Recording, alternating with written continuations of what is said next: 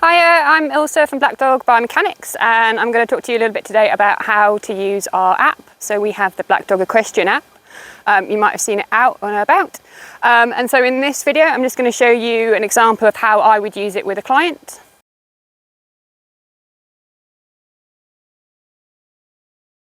So the app is super easy to use. You literally just open it up, click on Biomechanics, click on New Assessment, click on Rider Live, and it starts tracking, and that is all there is to it. So you don't need to put any jackets on, you don't need to faff around with any markers or anything like that. Just literally pull your phone out, click on the live rider assessment, and go from there. So when I'm ready, I can press start recording. So this is now recording everything that's happening on the screen. And then when I'm happy, I'll press stop recording. So once I've done that, I can then give the video a reference, so something relevant like walk left. And then after that, I can then either press save and continue, which keeps me on the Rider Biomechanics page, ready to take the next video. Or I can press save and see results, which then takes me straight through so I can see all the Rider Biomechanics results.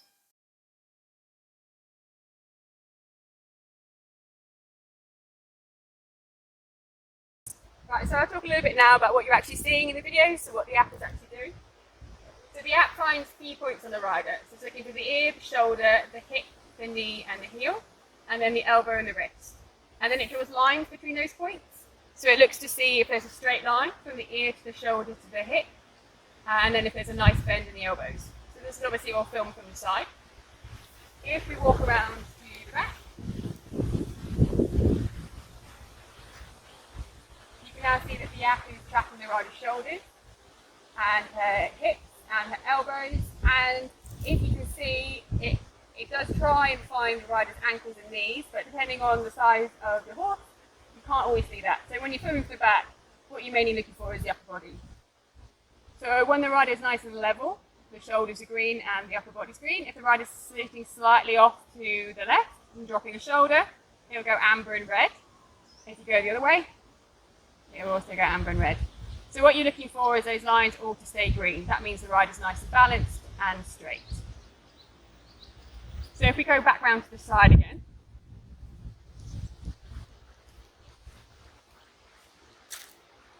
So here, heel's all nice and green, all the lines are straight, but if you tip forwards, see that line goes amber and then red, and then sit back up.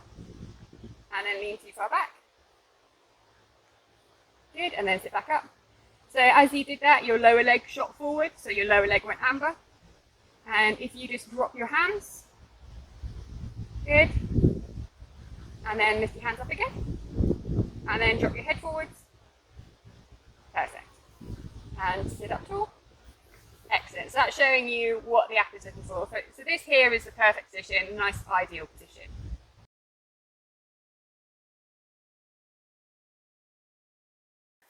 So normally in a session, what I do is I'd have the rider come in, warm up, and then we start doing the initial assessment. So the initial assessment, can't speak. So the initial assessment we do on a 20-metre circle, anywhere in the arena. And then I tend to film the rider in walk, and then in trot, and then in canter. So I separate those three paces out because obviously the rider's movement in all three is quite different. So I'm just going to show you that now and how I'd run that.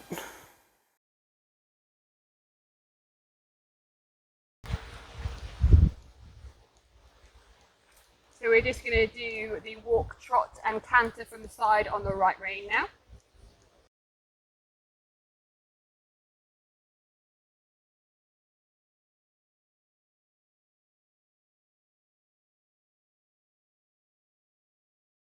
So as I said before, you don't need to film for hours and hours and hours. Just want a nice sample.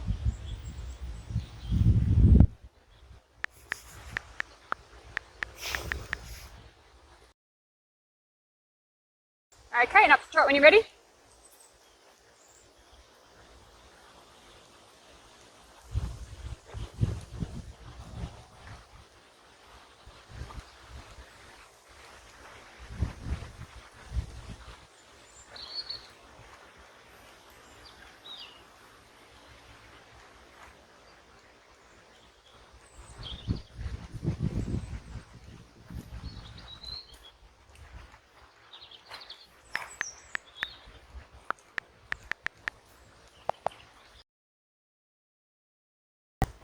have you again in the canter. We'll just do a full circle in the canter.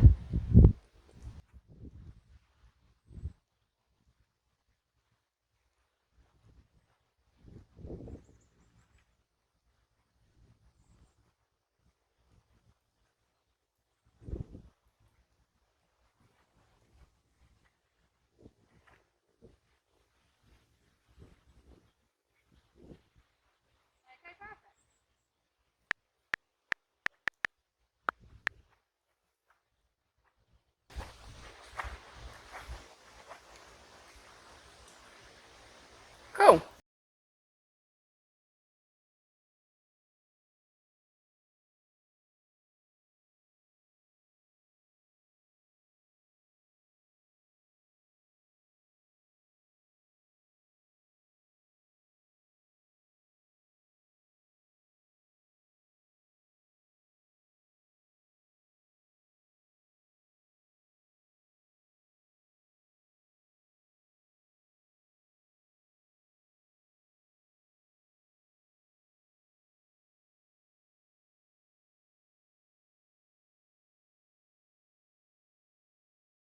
So you can also, if you don't want to use your iPhone, if you have an iPad, nice bigger screen, so the app also works on an iPad.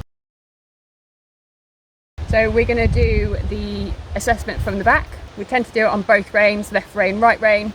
So depending on your rider, you can either do it on the centre line, or you can do it down the long side and position yourself in the corner, and that's what I'm going to show you today. What you want to do is start recording them just as they hit the straight and just before they go around the turn, because if you start getting them on the turn, either turn, you start getting some weird results. So make sure you film them just on the straight, just down the long side.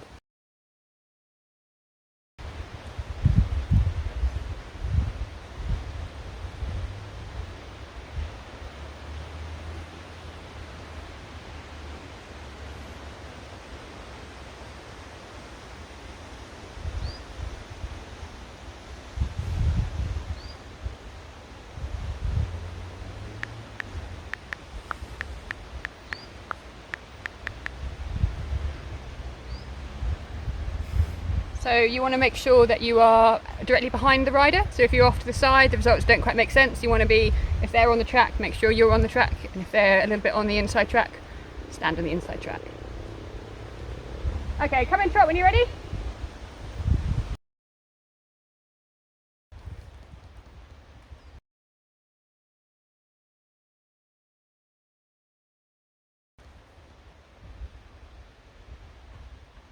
And as you can hopefully see, you can zoom in on the screen.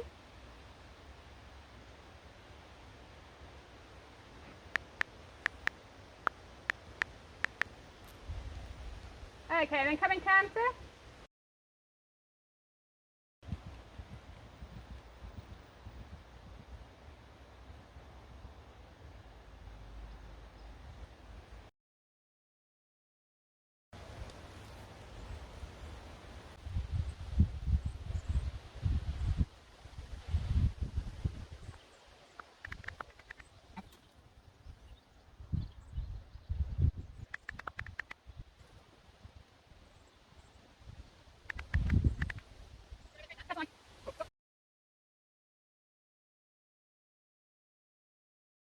So we'll talk through the results a little bit. So obviously sometimes we do it on horse, sometimes we do it off the horse. It's quite hot today, so I thought it'd be nice if you stand in the shade. So just look at the rider results, you just click through to rider results, and then we'll scroll all the way back to the walk on the right rein. Actually, we'll start with the walk on the left, that would make no sense. So this is your average position. So this figure shows how you were positioned on average throughout that whole time we were filming. So like I said before, green is good, amber are things to be like slightly aware of, and then red are things to work on. Okay. So here there's just a little bit of amber, that's just the lower leg, and that's the lower leg slightly forward. Okay. So as well as the figure, you also get the table that shows you exactly what's happening and where, and then just again it's colour coded, so just that lower leg. So the lower leg slightly forward. You were in walk and you were in quite a loose, relaxed walk, so you know I kind of almost expect that because you kind of sit back and sort of relaxed. Obviously if you're in a more of a collected walk, you want to sort of think about lifting up, lower legs come slightly further back so it's underneath your hip.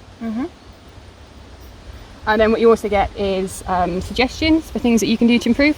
Okay. So lower leg, so some of it can be core stuff, and just it's some of them will be things you can do on the horse, and some of them are things to do off the horse. But these ones here are all like core exercises. It doesn't necessarily, so these exercises, they don't obviously know exactly what your issue is. So sometimes they, you know, for yours here, it was a loose walk. It might not be because your core isn't strong enough. Yeah, probably isn't the case. But for some people, the reason their lower leg is forward is because they aren't supporting their core enough. Yeah. But even if those exercises aren't specifically going to help you, they aren't going to hurt your riding. Yeah. So we can all do with like a stronger core. Yeah. Cool. So that was the walk. And we can also look at the video.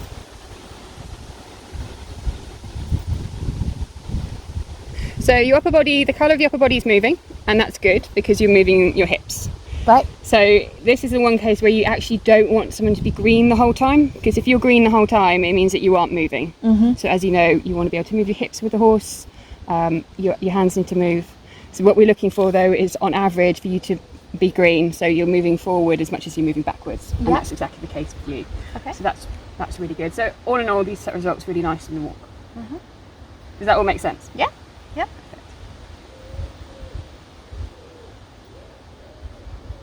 So in the trot, the lower leg's better. There's just a little bit of tipping forwards. Yeah. So just again, think about lifting up a little bit taller. Again, she was in quite a nice loose frame. We didn't really have her up and collected. Yeah. So as we say, mostly in these sessions, we want the horse. We aren't working on horse. We're working on you. Mm-hmm. So it's quite nice that she was just letting you ride her. You know, we weren't putting any pressure on her. So I suspect that if we had you in sitting trot, in a collected trot, that she would be more uphill. Yeah. And again, you get that nice table results that you can see. You can see the actual numbers here. So if you want to, you can track them over time. And there is a facility for that. Okay. And again, here's some more exercises to help. Again, these come up as, these ones are all core strength. Mm-hmm. And then that's your video.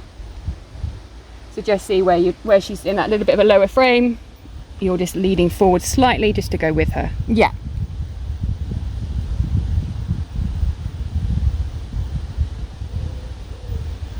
But it's nice, you know, she's nice and she's down, she's relaxed, so that's really nice to see.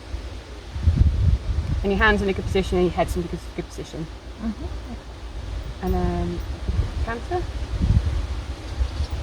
So that's great. So once you actually sat in the saddle, all that tipping forward and the lower leg goes away. So that's perfect. Mm-hmm. So excellent. So here everything's green and there aren't any suggestions because you're all green. Yep. So good job. So we can also now look at the movement from the back. Let's get this. So just looking at you from the back. So your shoulders nice and level, your hips, your left hip is slightly dropped compared to your right hip. Yeah. So this was on the right rein. Mm-hmm. And then your left elbow was slightly out and lower than your right elbow. Yep. So the dotted lines are showing you where horizontal is and vertical. So you're not far off. No. You know, we're sort of nitpicking here. And again, you get a different table here showing you where the hips and things like that. Mm-hmm. And again, some suggestions for things you can do off the horse to help. Okay. We are adding more exercises that are going to be on horse exercises. Same thing in the trot, just dropping that left hip out a bit. Yeah. Is that something you know that you do? Okay. It's because I don't sit over, so I need to sit over to the left more in my saddle. And then lift up through that left side slightly. Hip's a difficult one to fix. Yeah. Okay. It's good to know how much it is though, because I think sometimes it looks worse. Like when you look at it, then it actually is like mechanically. Yeah. So that's kind of like nice to know. It's sometimes I feel like I'm like this. Yeah. So it's nice to know it's quite. It's like, you know, that's amber probably. It's just on the cusp of being like green. So it is just light, but it's there. Yeah. Okay, and then let's look at the canter. Yeah, exactly the same thing. Yeah. So really, really consistent, which is nice. Yeah. So you can just, you know, so the shoulders nice level and those hips. So like I say, the hips are probably the hardest one to sort because it's not something we really do that much. Mm-hmm. The other thing we can do is you can compare you on the left rein to the right rein. So if we go down into the compare results. Yep. So that's comparing you the trot and the canter, but let's do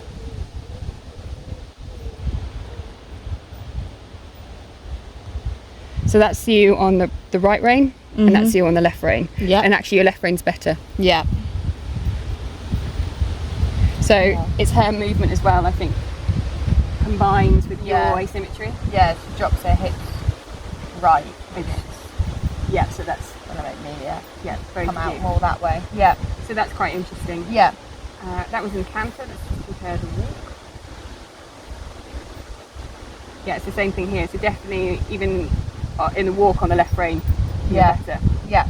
And what's with the up here? Up, that's your elbow. So your left elbow in the walk tends to be a little bit further out than your right elbow, and that's consistent on both reins. So that's just appears to be a habit that you have. Okay. So just think about both elbows being in next to your sides. And then if you look at the trot, again. Yeah, just that hip. Just the hip. So on the left rein, much better.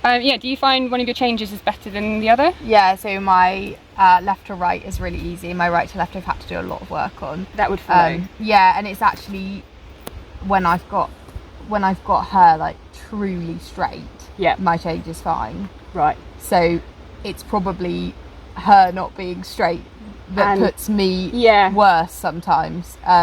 I would probably agree with that, because sometimes what I see is that the rider is, if I see that the same thing on both reins, that does tend to be the rider. This is speaking generally, and this is some research I want to do, and it's sort of stuff we've got going on. Yeah. If I see something that's different, especially in the trot, left rein to right rein, I'm tending more to think that that is the horse that does that. Yeah.